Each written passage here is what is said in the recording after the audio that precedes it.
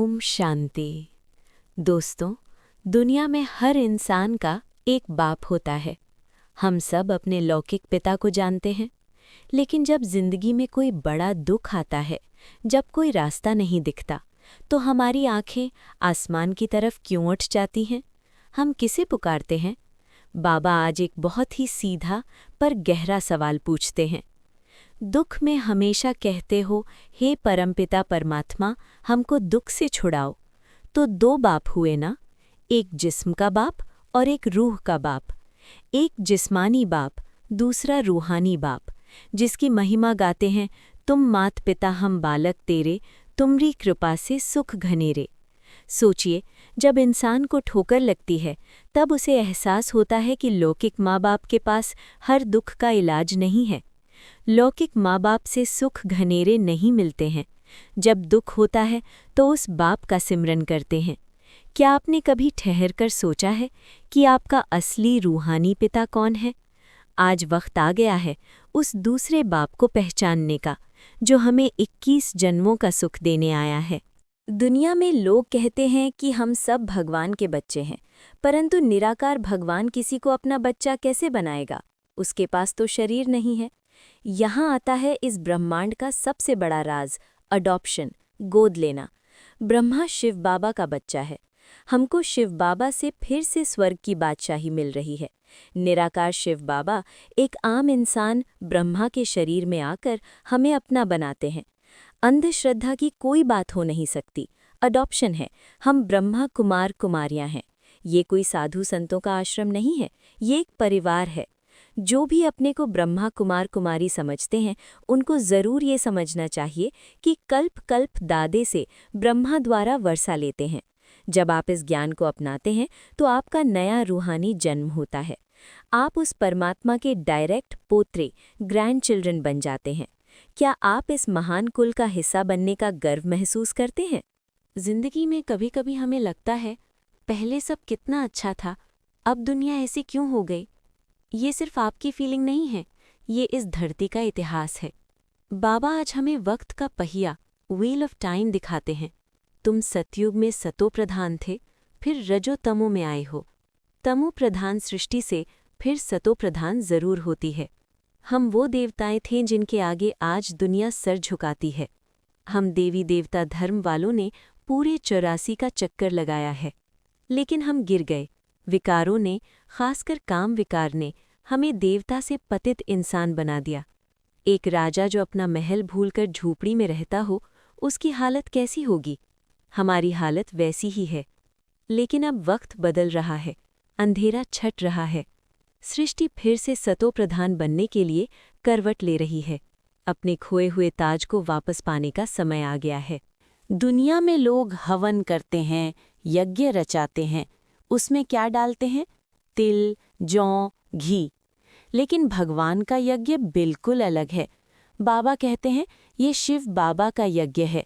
इसको कहा जाता है राजस्व यज्ञ, स्वराज्य पाने का यज्ञ।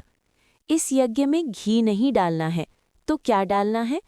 शरीर सहित जो कुछ है वो बलिहार करना है अथवा स्वाहा करना है।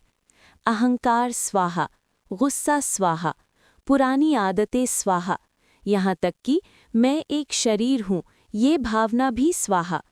जब आप इस रूहानी आग में अपना सब कुछ समर्पित कर देते हैं, तब जाकर आप आत्मा, सोल के रूप में प्योर यानी कुंदन बनते हैं। इस यज्ञ से तो तुम फिर राज्य पाएंगे। आप क्या खोना चाहते हैं और क्या पाना चाहते हैं? कुछ मिट्टी के खिलौने छोड़कर स्वर्ग की बादशाही मिल रही है। क्या ये सौदा बुरा है? प्यार की कहानियां तो आपने बहुत सुनी होंगी, लैला मजनू, रोमियो जूलियट। लेकिन ब्रह्मांड की सबसे महान प्रेम कहानी क्या है? आत्मा और परमात्मा का मिलन। बाबा कहते हैं, तुम आत्माएं हो आशिक। बाप कहते हैं, मैं हूं एक माशूक। सोचिए, हमने पिछले 2500 सालों से मंदिरों, मस्जिदों और गिरजाघरों में उस माशूक को पुकारा है। हम रोए हैं, तरसे हैं। तुम आधा कल्प के आशिक हो, जिसको परमपिता परमात्मा कहा जाता है। वो निराकार है। और अब वो माशूक आ गया है। तुम बच्चे इस समय आशिक हो, तुम्हारा माशूक आया हुआ है, तुमको पढ़ा रहा है। आप मंदिर में जिसे ढूंढ रहे थे वो आपके सामने बैठकर आपको देवता बनने की पढ़ाई पढ़ा रहा है। इस रूहानी रोमांस में डुबकी लगाइए, अपने माशूक को पहचानिए और उसके प्यार में अपना सब कुछ निसार कर दीजिए। जिंदगी भर हम पैसे जोड़ते हैं, ज़मीन खरीदते हैं, बैंक बैलेंस बढ़ाते हैं। हम सोचते हैं कि हमारे बच्चे, हमारे पोते ऐश करेंगे।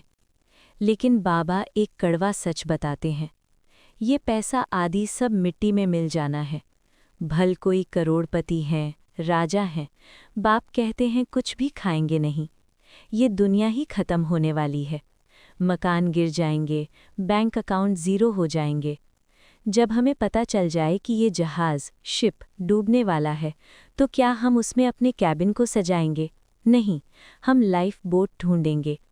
इसे कहते हैं बेहद का वैराग्य, अनलिमिटेड डिस्पैशन। ये हमारा छीछी छोला है, इसे छोड़ वापस घर जाना है।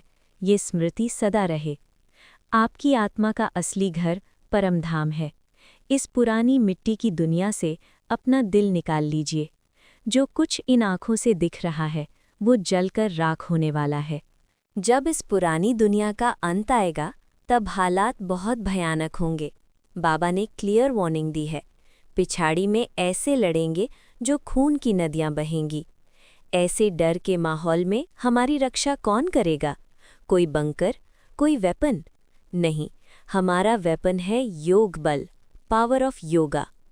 तुम्हारी तो कोई से लड़ाई नहीं है, तुम योग बल में रहते हो। अगर कोई आपको नुकसान पहुंचाने आएगा तो आपका योग बल क्या करेगा? तुम याद में रहेंगे तो कोई भी तुम्हारे सामने बुरे विचार से आएंगे तो उनको भयंकर साक्षात्कार हो जाएगा और झट भाग जाएंगे। ये पावर ऑफ साइलेंस है। आपकी ऑरा इतनी शक्तिशाली हो जाएगी कि कोई बुरी ताकत उसमें प्रवेश नहीं कर पाएगी। लेकिन इस शील्ड को बनाने के लिए अभी से मेहनत करनी होगी। मेरा तो एक शिव बाबा, दूसरा ना कोई।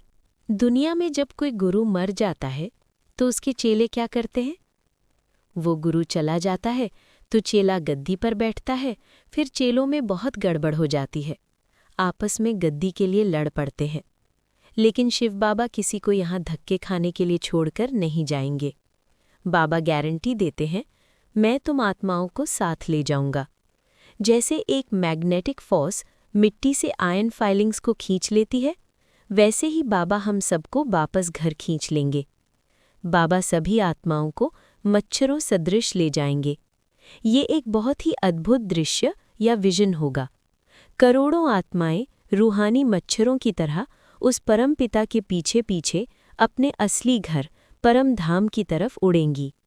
लेकिन सवाल ये है, क्या आप अपनी खुशी से जाएंगे या मायूसी और सज़ा, पनिशमेंट के साथ? पवित्र बनेंगे तो शान से जाएंगे। आध्यात्मिक रास्ते पर चलते हुए सबसे बड़ी रुकावट क्या आती है? दूसरों का व्यवहार, बिहेवियर। कोई इंसल्ट कर देता है, कोई ताना मारता है।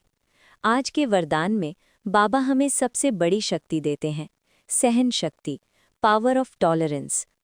बाबा कहते हैं, जैसे ब्रह्मा बाप ने ज्ञानी और अज्ञानी आत्माओं द्वारा इंसल्ट सहन कर उसे परिवर्तन किया, तो फॉलो फादर करो।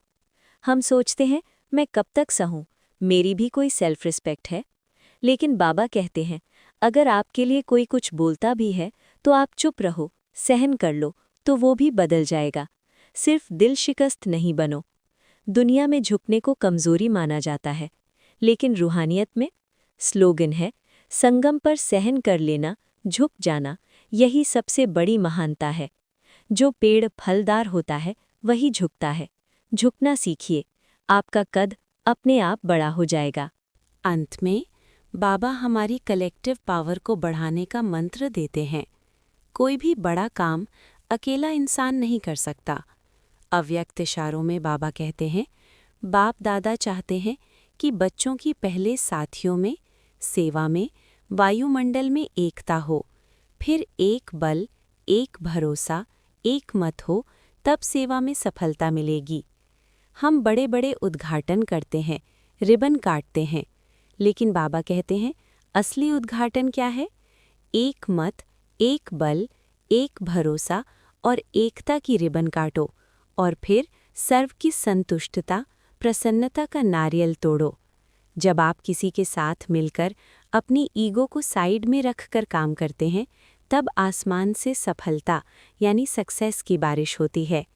आइए आज हम सहन शक्ति धारण करें, आशिक बनकर अपने माशूक को याद करें और एकता के इस नए युग का रिबन काटें। ओम शांति।